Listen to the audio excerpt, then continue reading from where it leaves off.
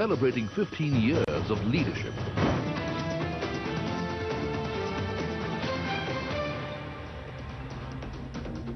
Welcome back to Mid-Cap Radar. The market's sitting comfortably in the green, marginally off day's high, but pull up Bank Nifty. That one's moving towards the green. It's inching towards the green rather. It's down just about 10 points right now. It's seen a volatile session today. The mid-cap still outperforming the Nifty. But the company, mid-cap company on our radar right now is Quality Limited. That stock's moved 22% in this week itself after the company released an ambitious expansion strategy for the future in their investor presentation that they released on Monday evening. To know more about the expansion strategy, we're joined now with Sunit Shangle, the CFO of the company. He joins us on the phone line. Welcome. Good afternoon. Sunit, just wanted to know that in your investor presentation, you have said that you'll be increasing the milk chilling centers by 25 to 30 over the next 2 years. However, the company has 24 already. So how do you plan to double it in such a short span?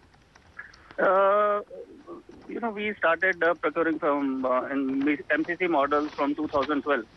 So in 3.5 years that we have worked and collected milk from farmers, we have already done 24 chilling centers. So we have worked a lot. We have already done a study where we have to open these new milk chilling centers. So we are confident opening in another 30 centers in next 2 to 3 years' time. Okay. Not just that, the company has also indicated that you want to launch various value-added products like flavored milk, ice cream, lassi, etc. So overall, can you walk us through what the capex is going to be for the company in FY16 as well as in FY17? Total capex that we are planning for next 2.5 years is almost 300 crores. Okay, and how will you fund it? That would be a mix of debt, equity and internal equity. Okay, and can you give us a breakup in this 300 crore? How much of debt do you plan to raise? That would be around 200 crores. You raised 200 crore of debt? No, we have not raised as of now. We are already talking to our bankers. What we have raised is, we have come out with a preferential issue. A part of that has already been done.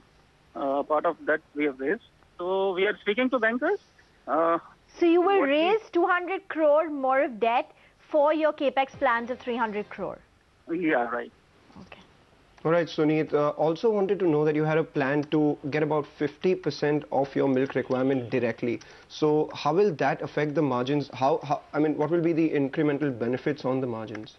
Whatever value-added products that we are planning can only be made from the milk that is being procured from farmers. So margin would be in the form of better contributions in these value-added products that we will be making from these milk from farmers.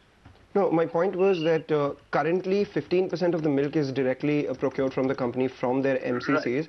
Right. Right. You indicate that you will want to increase that proportion to 50%. Right. So how will that benefit the margins? What will be the incremental benefit on the margins through that? That's what I'm trying to point out is that this milk would be utilized only for the value-added products that I'm planning to come out in next 2 years' time.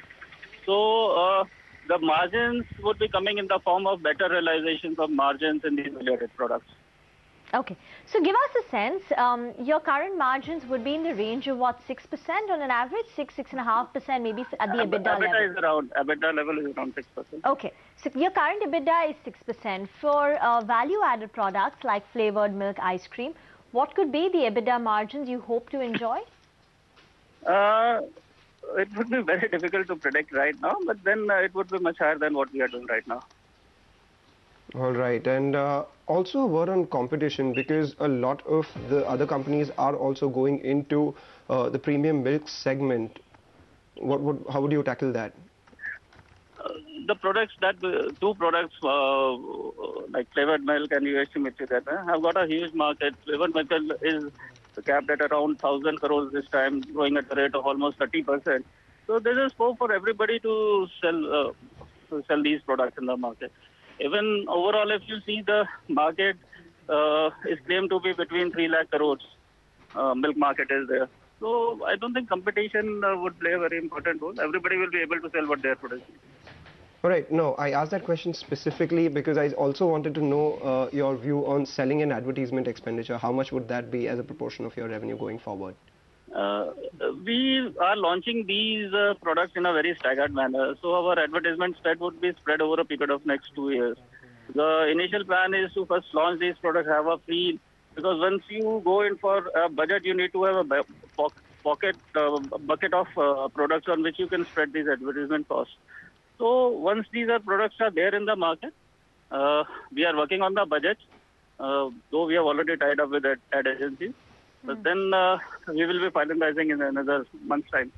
Okay, so give us a sense, Sunit, say after 2.5 years, once your incremental MCCs or milk chilling centers come on board and you manage to double it, which will be used for your value-added product. So what proportion of your revenues will come in from your bread and butter, milk segment, and what proportion of your revenues will come in from the value-added services?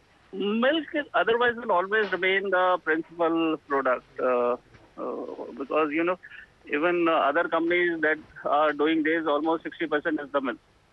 Liquid milk only. So milk will always remain, on volume basis, will always remain the principal product. But yes, what we are aiming is, if we are able to sell almost 25% of our total product from these value-added products, it would be a great achievement. So you target 25% of your revenues in a few years to come from value-added products. Right. Okay, Sunit, we'll leave it at that. Thanks so much for joining in. That's the word from Quality Limited. That stock should come up for you on your screen. It's actually spiked up post the statements from the management. Earlier was higher by 5%. Now it's up close to about 8%. The management just outlined the company's plans over the next 2 years. Time for a break. Up next, the RBI expands the loan limit for microfinance units. To talk more on the subject, we'll be joined by Sunil Agarwal, the MD at SE Investments. Stay tuned.